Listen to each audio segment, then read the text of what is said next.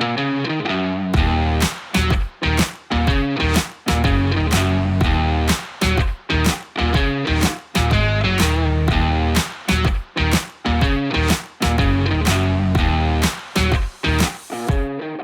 listening to the Utah Checkdown podcast. And now your host, Josh Furlong.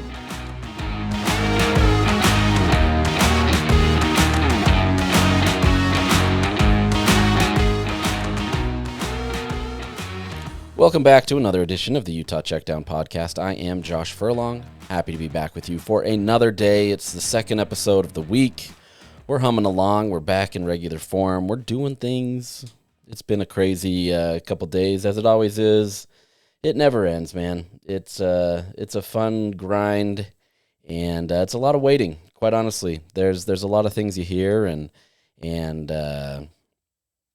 you know you wait for it to essentially happen. So there's a lot of that, and there's a lot of looking at Twitter, Instagram, TikTok, whatever, mind you, that all these athletes use to be able to basically just decide their future, or at least announce it publicly. So that's the entertaining fun. And, you know, I know things aren't always easy for Utah in this situation, but I think Utah has always been a net positive in terms of what they've been able to do in the portal. And so far, it seems like that's the case. But we're going to get into some of that. So on today's episode, we're going to recap the Morgan Scalley press conference. If you haven't heard that, or if you have heard it, it's always worth jumping back into that.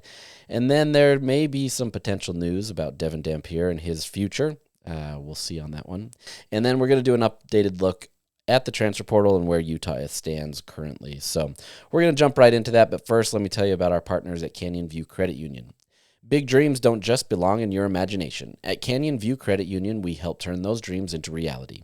From application to celebration, we're by your side every step of the way, because home isn't just a place, it's the people you share it with. At Canyon View Credit Union, flexible options and expert guidance help you create a home that's truly yours, the perfect place to gather and belong. Guiding you home, Canyon View Credit Union. To learn more details, visit canyonviewcu.com. All right, so we're gonna jump into this, and I'm kind of testing the fates right now by doing the podcast right now, with a few situations still unsolved, and trying to figure out if they're going to be announced here in a minute. But if things get announced while we are podcasting, obviously I will talk about those here. But we're gonna go into the Morgan Scalley press conference, and so this is the first introduction to Morgan Scalley as the head coach of the University of Utah. He made mention of it, but this is his third press conference that he's had since officially taking over as head coach. But this was the grand poobah, so to speak. This is the one where everybody gets to come and celebrate him and the accomplishments that he's made over his career, and the opportunity to kind of put the mantle on, so to speak, and be the guy. So, I've known Morgan Scalley for several years. Obviously, being able to interview him and work with him in this profession, and being able to see kind of how he operates, and see, years ago I could see it a little bit more on the field when we could watch practices. Some of that has changed over the recent years, but this is a guy that is incredibly passionate. And if you listen to the press conference, if you were able to be there in person, or watch the YouTube video that you watched live, or you've listened to clips of it, we're going to do a little bit more of that today. But this was an incredibly captivating press conference. I've been to hundreds of press conferences in my time as a member of the media, and some are good and some are bad, and that's just the nature of it. And quite honestly, some of these intro press conferences for head coaches are kind of generic and bland, right? Like, you get the coach that may or may not have experience in the state of Utah, and they come in and they say a lot of the good things, and nothing against any of the people before this. They're all good in their own right.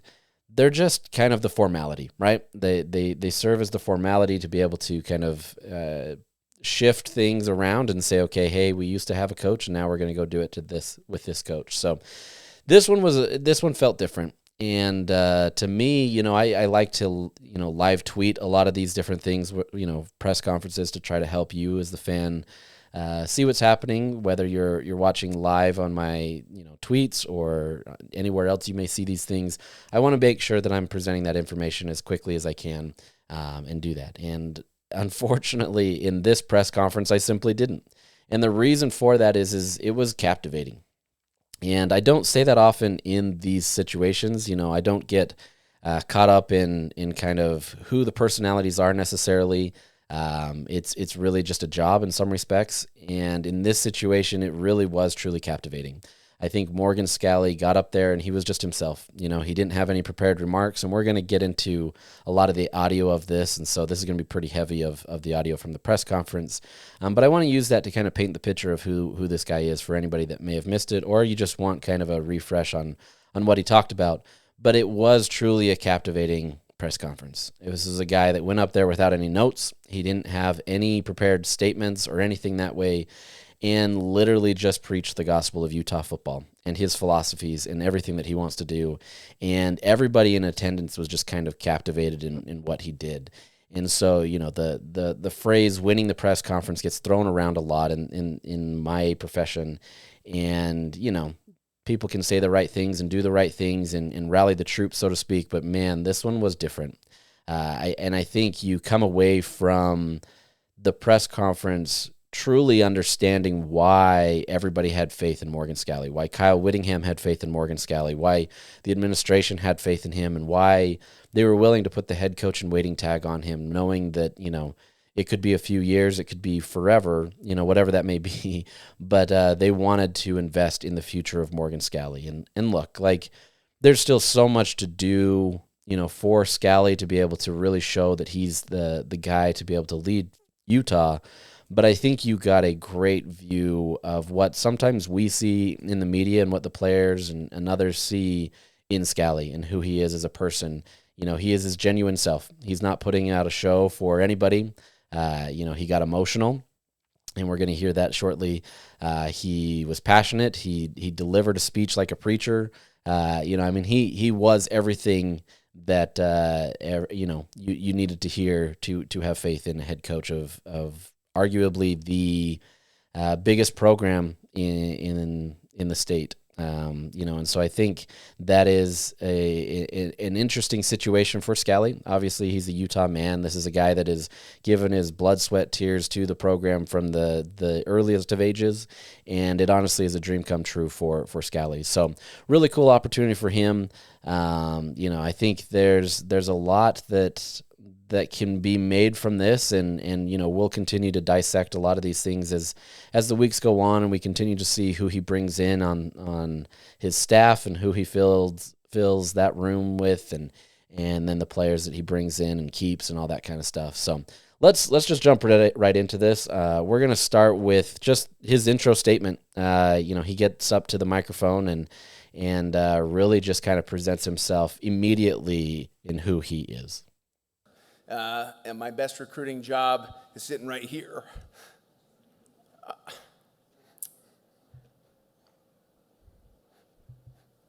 I'm a baby. You're going to see that today. I'm a baby. But man, our team's going to rip your face off.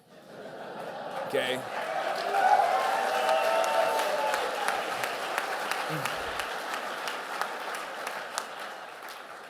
And the second thing that was said is, no one prepares better than I do. I do not have a prepared speech, so congratulations. So I'll be off the cuff.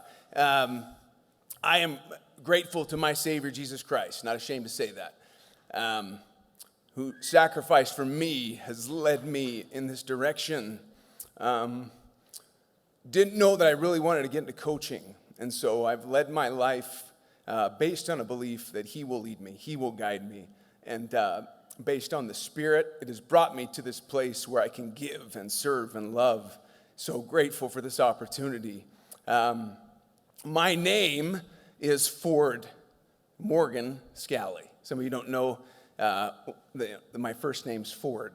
Ford is my father's name, my grandfather's name.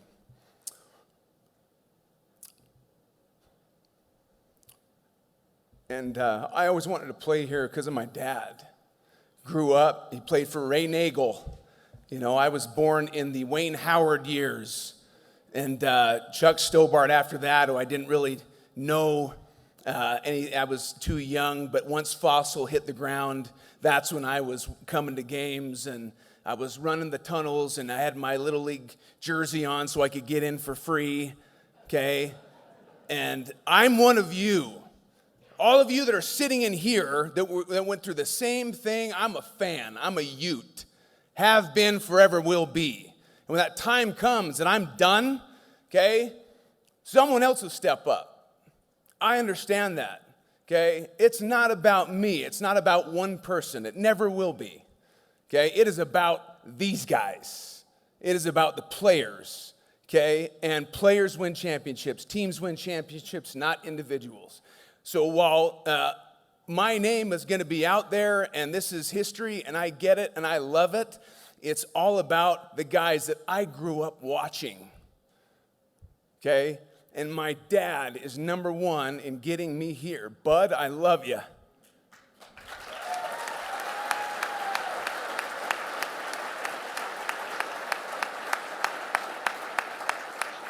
My middle name is Morgan. That is my mom's maiden name, Claudia Jean Morgan. And her father, Nick Morgan, was a huge Ute supporter. He has the bleacher quarterbacks that he started. I guess it was a forerunner for the Crimson Club. And my grandfather, Nick, passed away before I could even meet him. And so one of these days I will meet him. And he's watching right now. So, Grandpa, I love you. Mom, thank you. Thank you for letting me do this. She didn't want me to play football. I don't know. I don't think you can do it. You know? Yeah, you were wrong. But you want to know where I get my crazy side? And you play it, Jono, the singing, the dancing, all that crazy crap I do, that's Claudia, okay? That's Claudia. And the combination of my family, all Utes, so grateful for you and being there for me. And the ones that sacrifice the most right now that don't get to see Dad as much as they would like. Emma Jean, okay? Maddie, Andrew, love you guys. We're going to make this special. You got me? Okay, thank you for letting me do this. Okay, so grateful. Just had a family full of people that have helped me along the way and just forgiven me for all the crap I do, you know. And so this is my history. I'm a Ute. If you can't tell, he is a true Ute, right? Like he goes on to talk about all the history that basically led him to Utah, and it's pretty remarkable, just kind of all the steps that were taken to be able to get him there. Clearly, you hear the emotion in his voice as he gets choked up, talking about his wife, talking about his parents, talking about all the different people that made it so that he could be in this position today in his dream job. And, one of my favorite quotes during the bowl week was from Lander Barton as Scalley got a little emotional during a press conference there. He talked about how, Morgan is unafraid to show his emotions. And, Lander talked about how, that shows the true nature of a man, of somebody who is able to show their true emotions and not try to be this tough guy. Anybody that's met Morgan Scalley knows he's the tough guy, right? Like he's going to run through a wall or do whatever he needs to be able to make sure that he's going to be at the top of his game. But he's not afraid to show that emotion and show his quote unquote sensitive side in how he does things. So really impressive with kind of just how he starts that. There's several audio sections that I want to share with you. And this next one is just kind of his love of Kyle Whittingham and how he set up his trajectory, as well as how Morgan is going to utilize his role as a coach to be able to help the players at the University of Utah. And Kyle Whittingham has given me chance after chance after chance for my entire career. I love Kyle Winningham. And I know he's going to be successful wherever he goes. I know he's at Michigan. He's going to be amazing. I'm grateful for the chances he's taken on me, for mentoring me, tutoring me, breathing life into me when I didn't necessarily love football. And I was asked to change positions.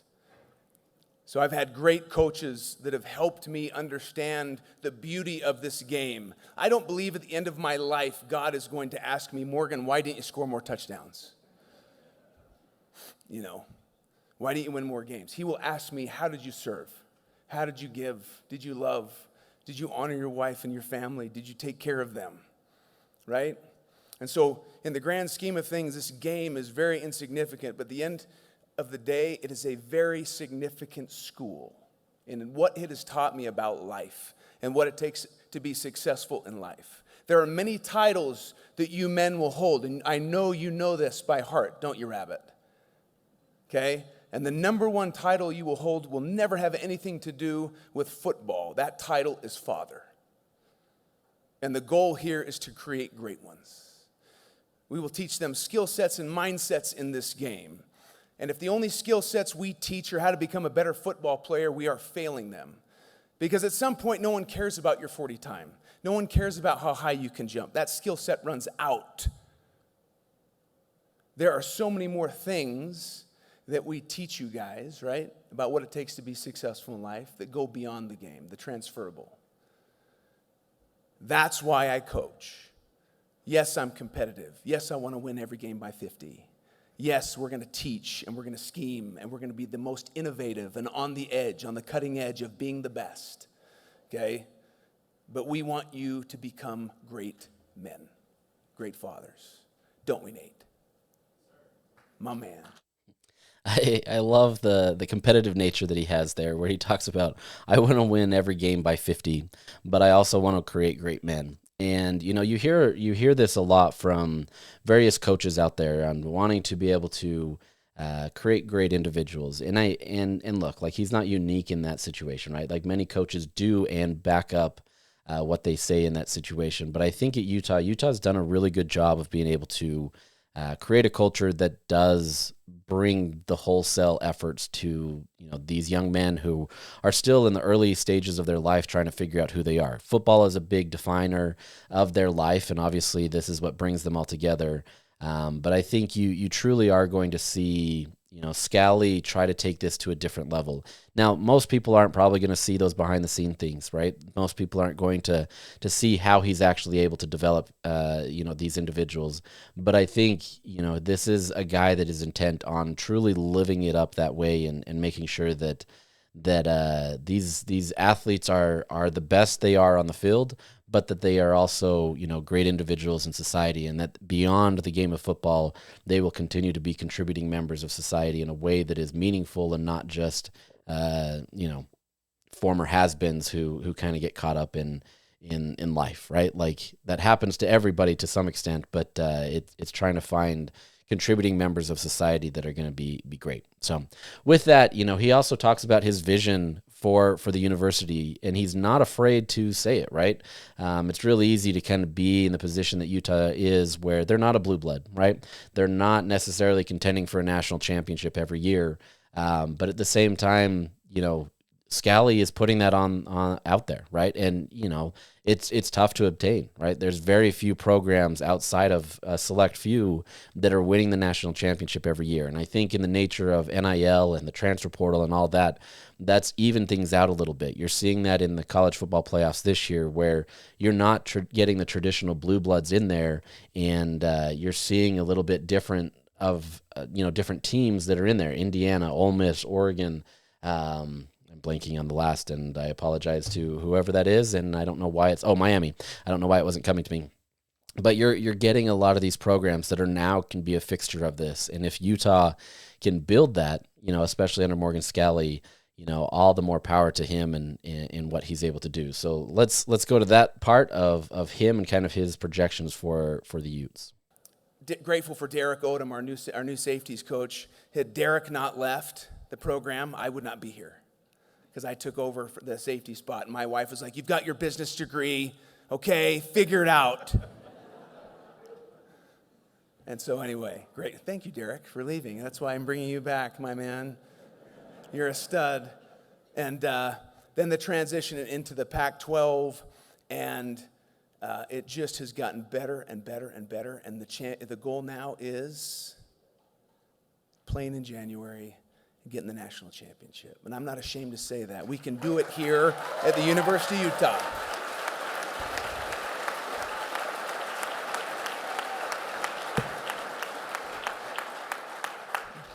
We're going to do it here at the University of Utah. I've always believed that.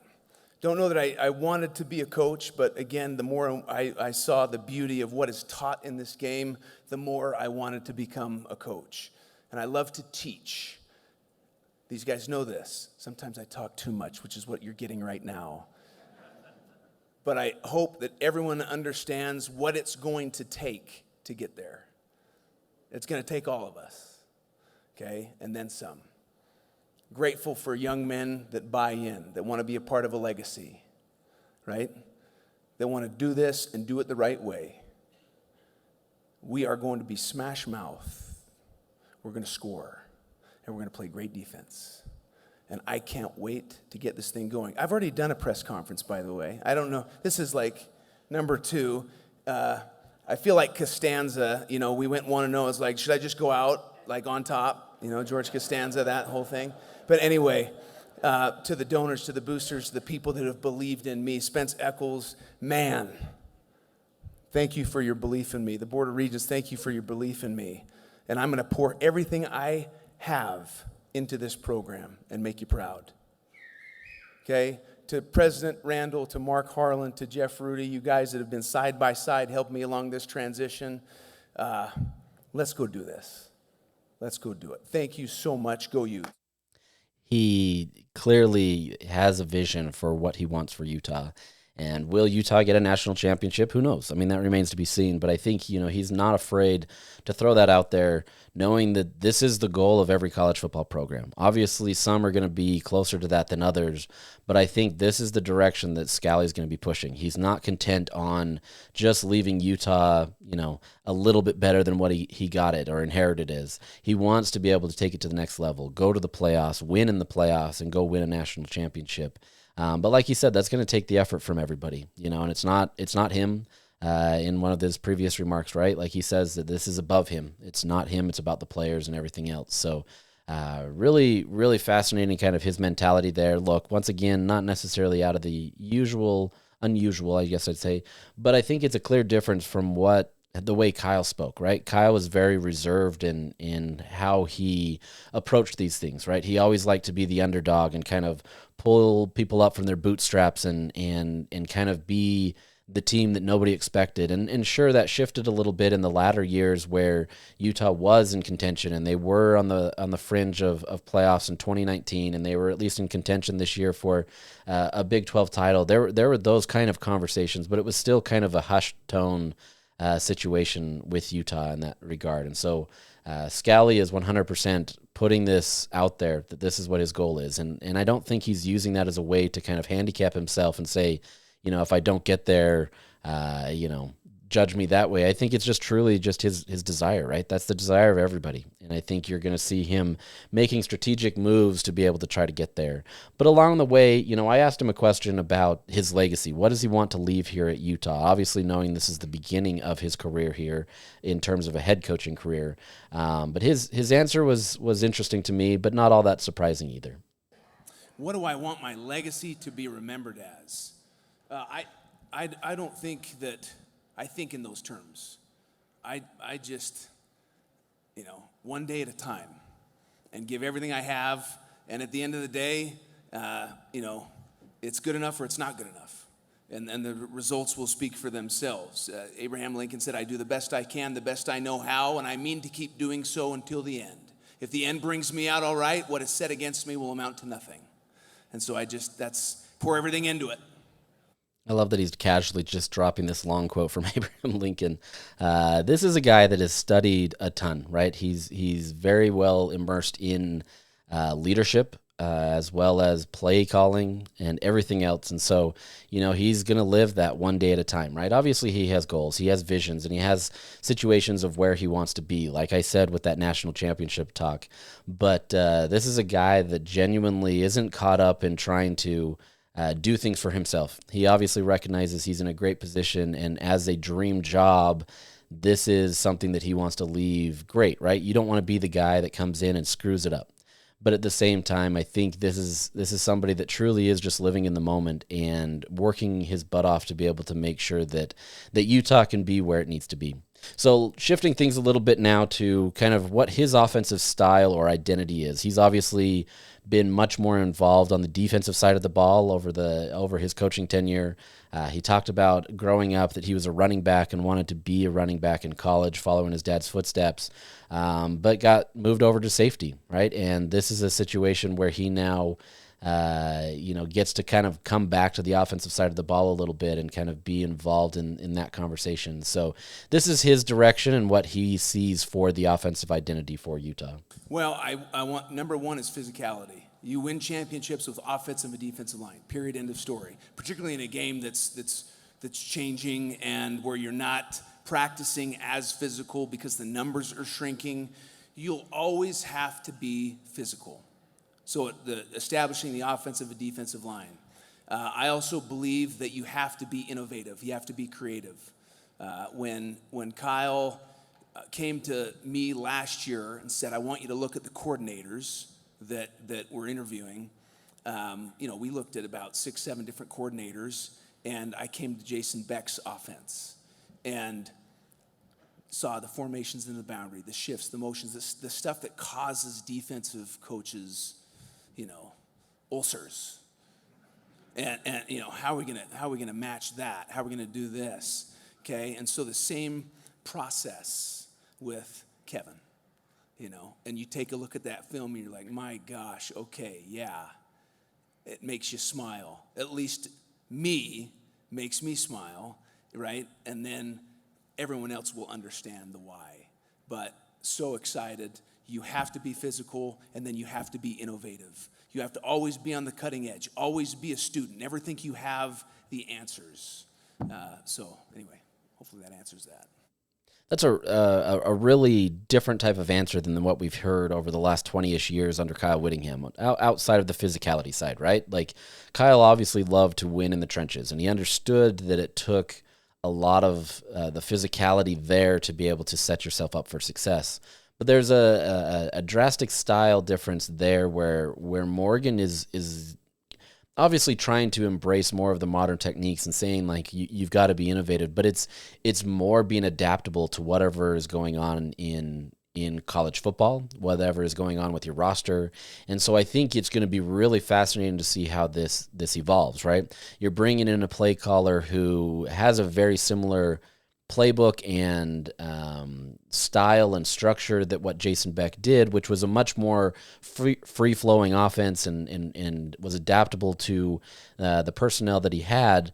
But now this one is much more explosive, and it's got more pass-heavy concepts, and it's got an opportunity to move forward in a way that is more modern. And I think Scalley is embracing that, right? This isn't a situation where he's presenting an offense and saying, okay, this is what we're going to run, this is what we're going to be known as, and we're only going to go that way. I think it's still having an identity and saying, okay, this is the types of players that we want, but then it's looking at it each year and saying, hey, here's how we're going to do it. We're still going to have the key, core situations inside of our offensive play calling, but it's going to be a situation that is adaptable. It's going to come with the changing of times. You're not going to be this dinosaur, so to speak, in the offense and just continue to pound the same thing year after year. This has to be flexible for the transfer players. This has to be something that is adaptable, something that is explosive. And so I think you're going to see a situation with Kevin McGivern where that's the case, right?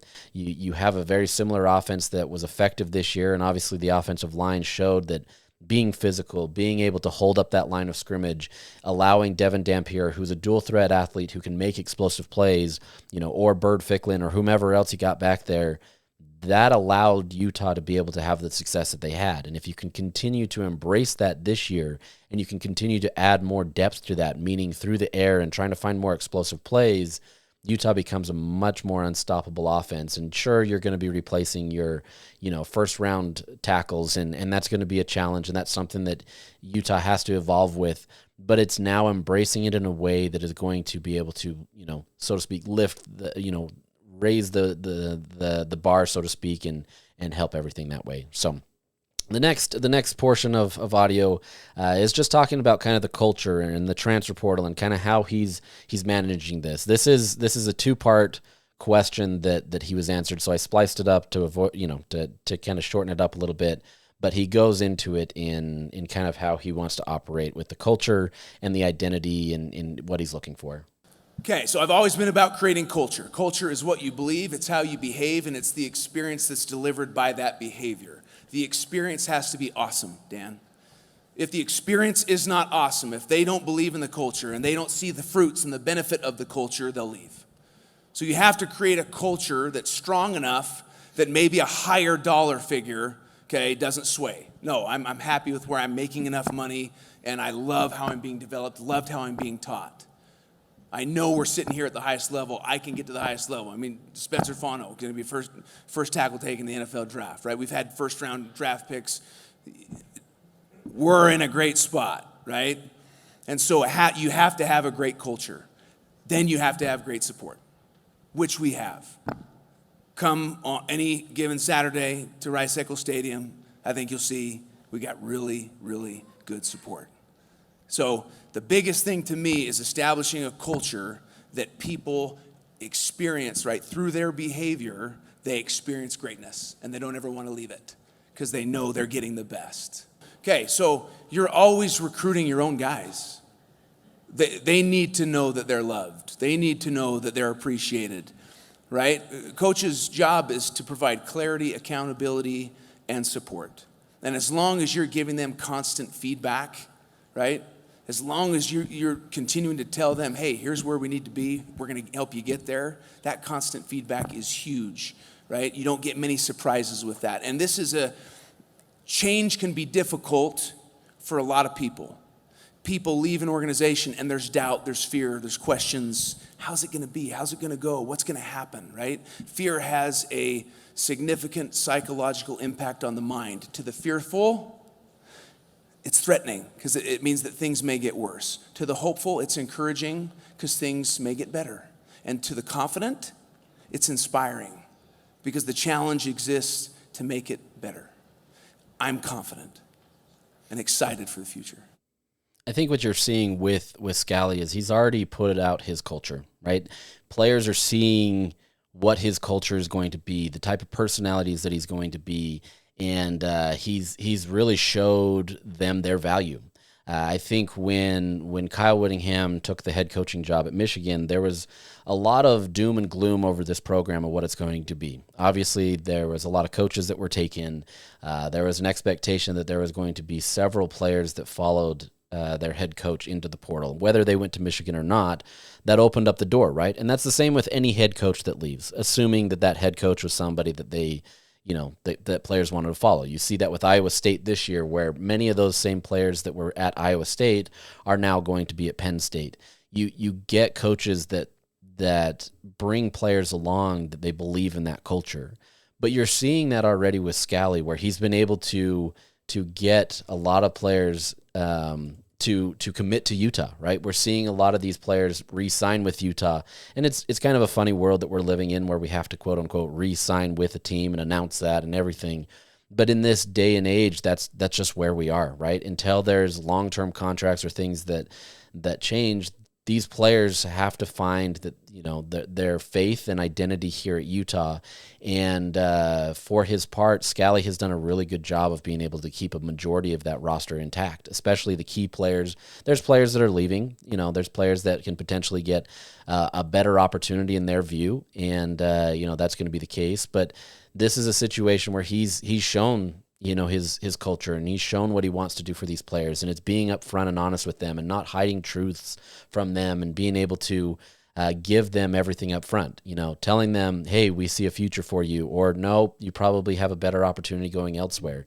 It's really just being personable with them in a industry where it is very much so transactional, right? There's a lot of situations where you can just treat this as a business, like the NBA or the NFL or any other business in professional sports, where you're just an asset. In college, that's a little less the case, though it's coming there a little bit more. But I think Scalley, he understands the transactional side of things where, look, this is a business in its own right, and you're always doing things to get better. You're always doing things to upgrade, but at the same time, he's going to put value into the people that are in his room and that buy into him. And so I think you're seeing that right now. There's a lot of belief in kind of who he can be. And obviously that'll be tested in August and September and, the coming months, and being able to see how he grows, seeing what he does in spring and how that group grows. This is an opportunity now where he gets to kind of put his culture out there, which isn't going to be so far different from Kyle, at least the foundations of it, but it's going to be one that, is much more player focused and driven that way, where the wholesale individual is taken into account. So just a couple more clips here. I'm sorry if you're bored with this. I hope you're enjoying it, just being able to hear from your new head coach. I think it's interesting and important to be able to kind of hear his personality and his take on different things. So we're going to continue with this. The next clip is essentially what life's been like the last 2 weeks, as well as kind of his shout out to assistant coaches who are the bread and butter of a program. The head coach gets a lot of the attention, but it's the guys behind the scenes. And even then it's the guys behind the assistant coaches, the offensive, defensive analysts. It's the player personnel, those types of people. They all deserve their dues, and Scalley gives them that here. Man, I feel like it's my first birth and I gave twins. It's crazy. I'm just running around, and I'm a twin, and my mom had twins late, the last two, so she's told me all about it. But no sleep, hair on fire. That's why you get no prepared speech. Our coaches aren't here. Our coaches, you need to know the assistant coaches, really, they don't get talked about. And we sacrifice so much. And they're people. And they're awesome. Special shout out to my best friend, Sharif Shah.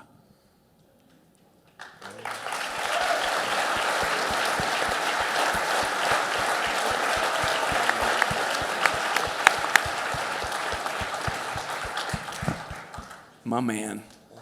We sat after a second 5 and 7 season under Coach Witt. We had 2 5 and 7 seasons in a row. That second 5 and 7 season, we sat there. Kalani Sitake. Oh, by the way, I love Kalani. That's my guy. We went through the fire together, but he ended up going to Oregon State with Elisa Tuiaki, and me and Sharif were sitting in the defensive staff room alone, not knowing if we were going to have jobs.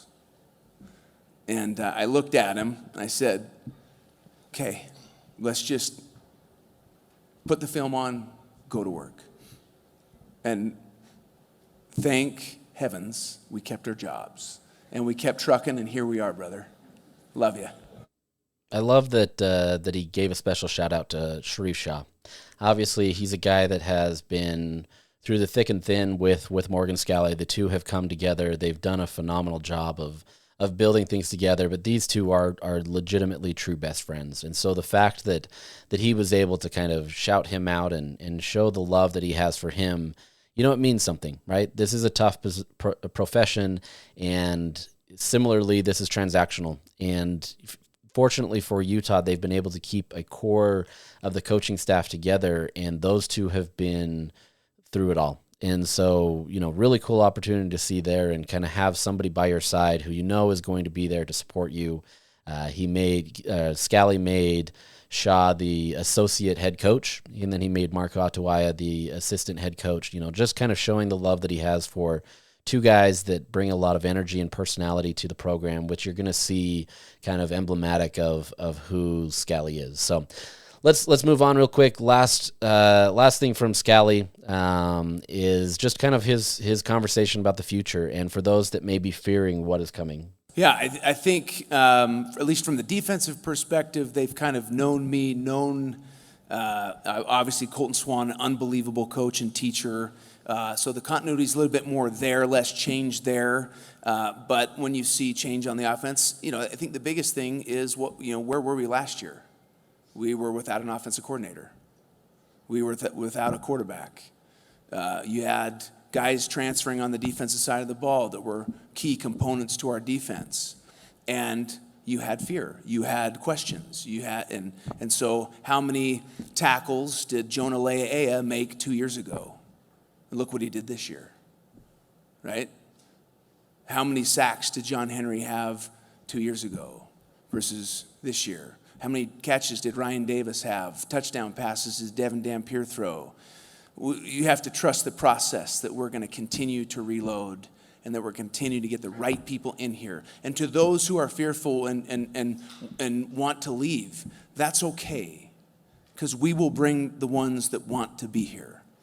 And we will develop them and love them, and we're going to do everything we can. I've got an unbelievable coaching staff. The future is bright here. And at the end of the day, you're either in the boat or you're out. And yes, does it hurt to lose great young men? 100%. Particularly when you've poured into them. It tears at your heartstrings, right? But we have to focus on, okay, who wants to be here? And let's go develop them, right? To be that next year's group of guys you never heard of, or guys that didn't make plays for you the year before, but here we go. And like I said, I'm confident in our staff, confident in our players. We're going to get the job done. And like I said, to his credit, he's done a really good job of keeping a lot of the guys together. He's performed well in being able to show the players that they don't need to fear, right? This isn't something where you're getting a first-time head coach and everything is going to be up in the air. This is a guy that understands what's going on and that he's going to continue the trajectory. So, really impressive effort. Obviously there was a ton more in that press conference and what he talked about. I only gave you a glimpse of it. It was a really long one. But hopefully that gives you a glimpse, if you haven't heard or if you've already heard it and wanted to hear it again, just kind of who Morgan Scalley is. We're going to learn more over the next few years and kind of who he is, but I think you're going to see more of an upbeat personality, a guy that's incredibly competitive, and somebody that wants to see Utah succeed with every fiber of his being. So, it's really fascinating to kind of see how that goes. So with that, let's transition a little bit to kind of some stuff related around Utah. And the first thing is Devon Dampier. He's obviously been the player that is the linchpin in a lot of this stuff, and something that everybody is focused in on. My understanding is that he was keeping his options open, right? He has been committed to Utah for some time, but he's kept his options open, especially with the change in offensive coordinator. He obviously knows Jason Beck and what he's able to do. But he wants to be able to be successful in his situation. So, Dampier has kind of waited cautiously, and not cautiously, but has waited on the outside and hasn't been able or hasn't announced his situation. He also had some off-season surgery to fix some of the things that he's been dealing with. But my understanding is that today, being Thursday, is the day that he's supposed to announce that he's most likely coming back. That's at least the direction that I've heard. Things could change, right? Anything is adaptable and can change on a whim. But the understanding and expectation is that he will make a decision to come back. Now, I was expecting something to be released before I did this podcast, but unfortunately I had to kind of get this going. And so, if you're listening to this after the fact, hopefully that's been the case, right? Hopefully that he has announced that he is coming back. I think it leans back to what he said before the bowl game, that he was hoping to put out a dual statement or dual something video, whatever it may be, with Bird Ficklin, that the two of them were coming back as best friends and clearly key components to the offense.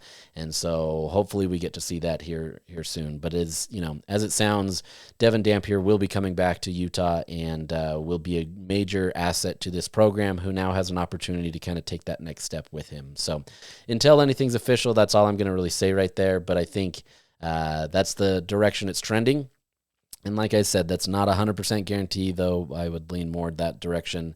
But until it's actually official, that's the situation that it's at. So looking at the transfer portal, though, Utah has been busy adding players, and they're going to be continually adding players through the portal. There's a lot of positions in need. Utah's done well to keep the core of its assets together and being able to move forward, but they have added some key players and will continue to do so. So over the last little bit, and I believe we talked about this on Tuesday, they added Marcus Wimberly, a safety from Oklahoma, young kid that has a lot of potential ahead of him. You got Lucas Samsula, defensive tackle from Wyoming, Ethan Day, a defensive end from North Texas. And then yesterday, there was some good news from Utah on the offensive side of the ball, where you get Isaiah Kema, an offensive line transfer from Ohio State. He played one season with the Buckeyes in just kind of sporadic minutes, but is from the 2023 class, but served an LDS mission. So, he's still young in terms of playing, but a little bit more older in kind of who he is and what he's able to do. Interior lineman right there, so potentially guard or center, most likely center, that he'll play, and a good opportunity for Utah to upgrade there in the portal. And then the two big assets that Utah were able to get in this portal cycle so far is 4-star Braden Pegan, a wide receiver from Utah State. This is a guy that put up 926 receiving yards and 5 touchdowns on 60 catches last year, was the team's leading receiver, averaged 15 yards per catch. Just as some context, Ryan Davis, who was Utah's leading receiver, had 725 yards, 4 touchdowns on 62 catches. So a little bit more efficient, maybe not efficient, but a little bit more depth there and such. So then you have Kyrie Scholes, wide receiver from San Jose State. He had 768 yards, 2 touchdowns on 59 catches. So 2 proven receivers that are going to add some value to Utah and what they're able to do. Some key departures that Utah's faced recently is Donovan Saunders. He's a corner, was expected to start. Drew Clemens, an injured tight end that was a freshman, so still haven't seen anything from him. But the biggest news is J.J. Buchanan, a tight end / wide receiver that clearly had a game of his life in Las Vegas, but Utah wasn't able to retain him. But they went out and got 2 veteran wide receivers, and I think that's really what matters there. And then lastly, Jonah Leah, defensive tackle, who decided to enter the portal. So with that, that's kind of where things stand. We'll continue to update these things as these go. But, by and large, this has been a pretty solid opportunity for Utah, and they've done really well through the portal. So we'll see how this Morgan Scalley era continues. We'll obviously get more transfer portal action and then move into the spring portion here soon enough. So with that, we're going to sign off today, and I hope you have a wonderful weekend and hopefully more good news for you on the Utah football front.